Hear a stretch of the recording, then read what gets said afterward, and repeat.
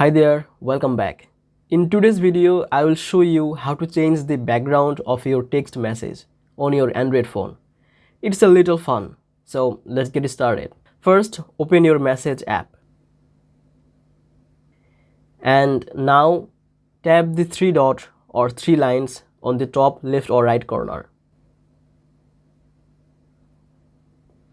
Now go to the settings.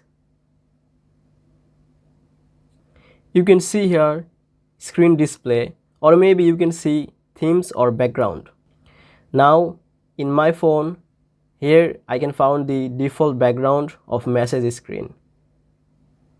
You can choose from different preset background or even use your own image by tapping this gallery, or maybe you can use your camera.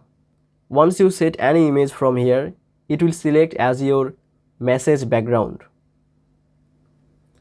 like this. So that's how you can change it.